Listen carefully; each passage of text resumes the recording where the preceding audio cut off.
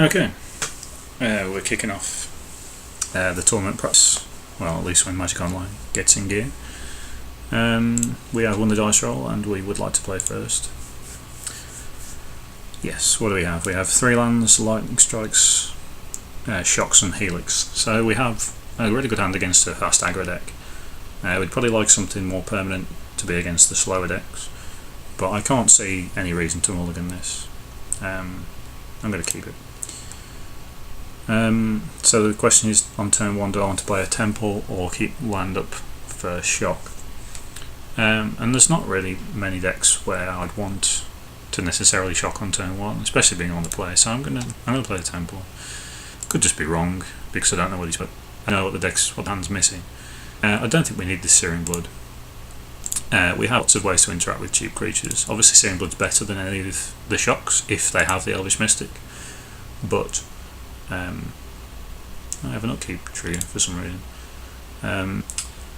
And they're playing what looks like a stick, I'm going to guess. Yes. Yeah, but we have plenty of ways to interact with cheap things, so we don't need the Searing Blood. Well, I'm not going to turn down the option of just shocking, I think, and playing Sacred Foundry. I apologise if things are lagging here a bit. There's nothing I could. My laptop's kind of ouch, so there's possibly that going into the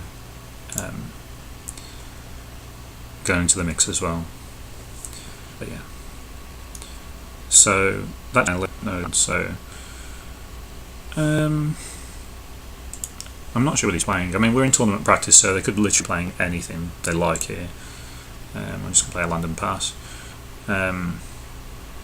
Don't know of a deck that starts with land basic. I'm going to assume it, but for him to do that's not the greatest card for us. There's a Burning Tree Emissary, so this looks like an egg. It's probably better than playing core. Wow, I've taken quite a lot of time already.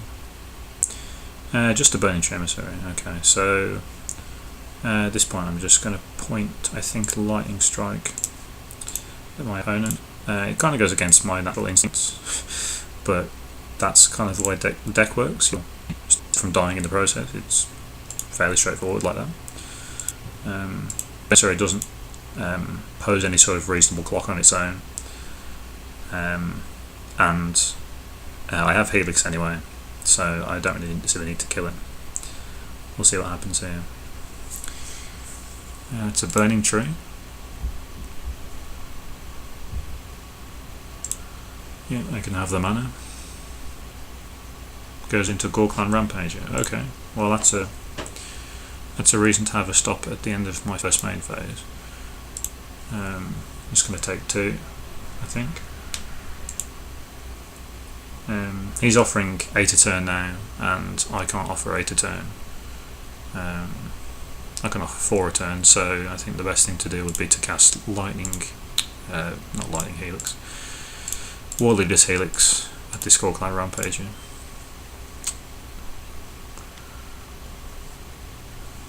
Draw a land. I would not like to pay 2 life. Although it does open the possibility to keep him under the pump in future. There's no point killing anything there because if there is a Rampager, it's just going to come at me. Well, he's brave there, I think. Titanic Growth. I'm going to respond and shock this Burning Tree Emissary. Because magic. He's responding with Gorklan Rampager. Oh, that's pretty awkward. That's 10 damage. Okay, there's nothing we can do about that.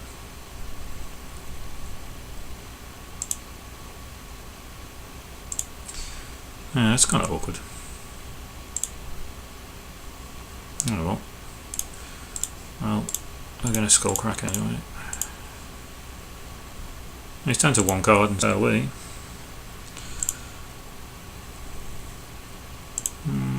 Skullcrack's not the greatest draw ever. Shock would have been much better.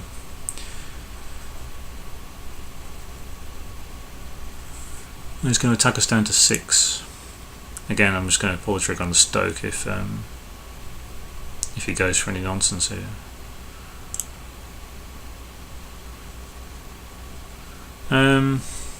No, using the Stoke mana is more efficient here.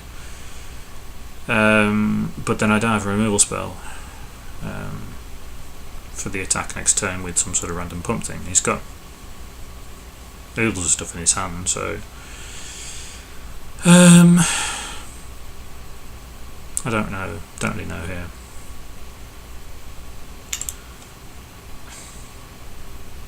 Well, his pump spells I've seen so far give +4/+4, so I'm dead to any of those. Again, if he and the other things he might play are Lightning Strike, which would mean that being able to kill one of those guys would be better, but I wouldn't know that until. Okay, so yeah, we look pretty dead here because he's sandbagging 2 cards, and if one of them's not a burn spell, I'll be shocked. Yeah, we're dead. No worries. Let's go on sideboard.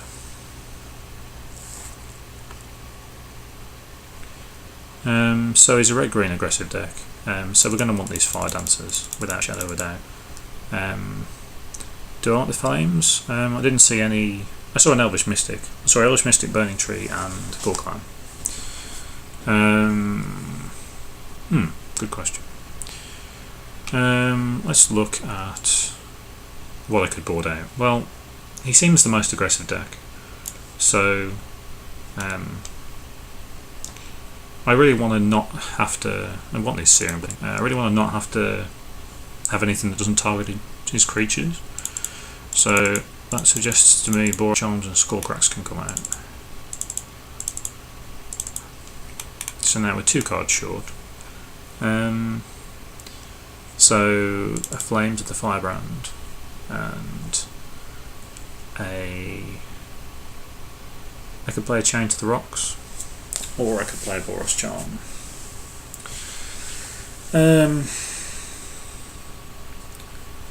So, well, Boros Charm's probably fine here. I mean, I don't like cutting the Boros Charms because they're just so efficient, and you have to race quite a lot. But we'll try this anyway. Oops, what am I doing? Let's close that. I would like to play first. This is 1 land, and I think it's pretty hard to justify. I do have a shock, but I'm just not developing my mana, so we'll look at that. This is much better. I have 2 cheap removal spells and a Satyr Fire Dancer, which may of course not live very long, but one can but hope. So the question is to open with the Foundry or the Temple. Second turn I'm definitely playing Mountain, so I think I'm going to play the Temple. Again, this could just be wrong. Well, no, Flame seems decent.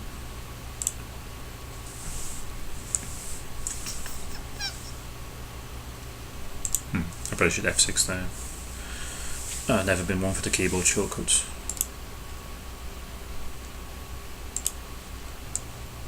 Okay, so let's get this Fire Dancer into play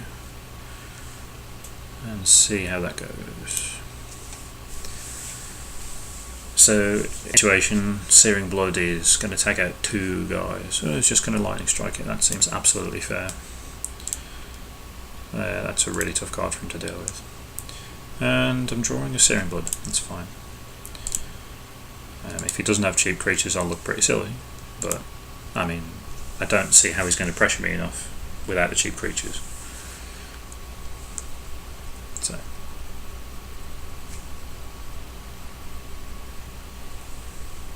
no lag, just thinking. Yeah, Burning Tree. Burning Tree is fine. And plays Elvish Mystic. Excellent. So, at this point, I don't know whether it's correct or not. But, I mean, I think I'm just going to strike him. maybe that was wrong in the last matchup, and maybe that's wrong again. But it's clearly the plan here is to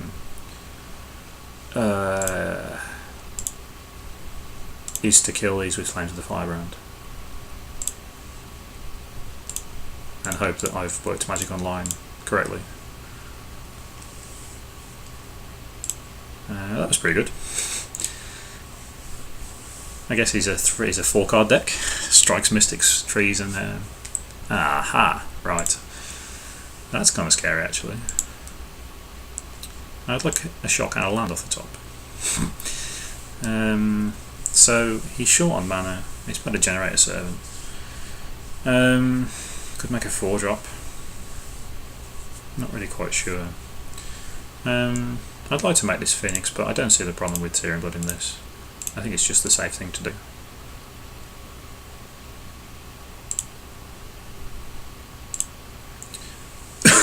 Excuse me. Obviously, I'd like to get Pyromancer out and stuff, but good. He's missed land. Yeah.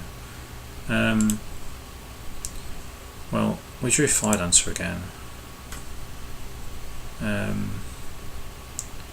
Realistically, drawing a land is going to make those plays more efficient. I can play Young Pyromancer and then Searing Blood.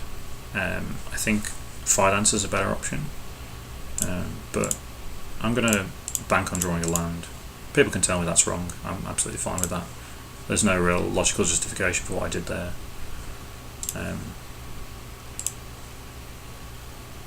Cardbot 2 has started chat. Great. And again, go away. Lightning Strike the Phoenix. That's fine. I get the feeling he might come back with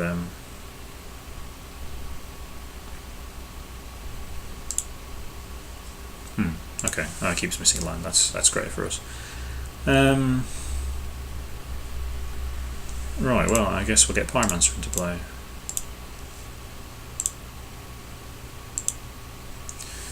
That's probably the fastest clock, given the fact that he's not drawing land. And not drawing useful land apparently either. It's really useful. Yeah, I think he's going to have a pretty tough time winning now. No surprises if he missed land drops. Then I've got Declare Attacks on. Let's remove that. Yeah, let's get Fire Dancer into play.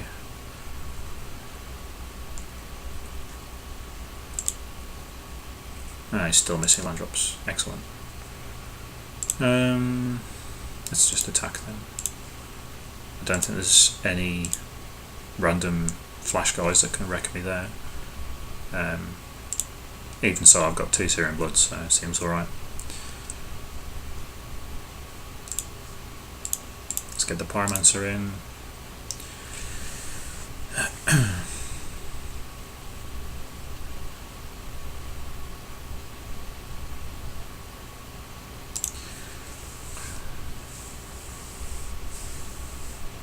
Yeah, he's drawn a spell. Rabble Master. I probably should have predicted that. Yeah, the Rabble Master's dying. Sadly, we don't get value out of the Fire Dancer, but I think that's perfectly fine. I think this is, yep, that's over. That's fine. That's excellent even. So, moral of the story is, if your opponent doesn't draw lands, you beat them. Excellent. Is there anything I didn't like there? So these Stoke and Warlord's Helixes are interesting. They seem really expensive in this particular match. I'm not sure if I want the Boros Charms, particularly. But, I mean, having so many cheap, expensive things seems like I could just fall behind. Now, if I'm going to cut anything, it's going to be Stoke. But, for a Boros Charm. Because the Helixes are obviously very powerful at gaining life back.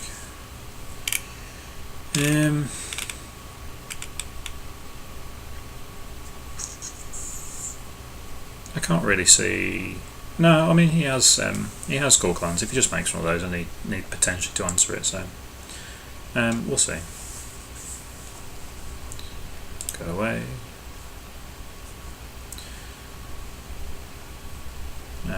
yeah, as I'm finding out, remembering talking and playing Magic quickly are difficult things to do.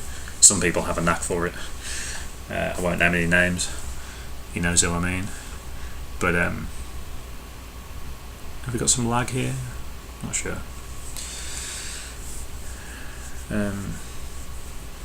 Yeah, obviously I've already taken about 9 minutes, which is actually fine. But it's 4 minutes longer than him. So that shows you that talking does take me quite a long time.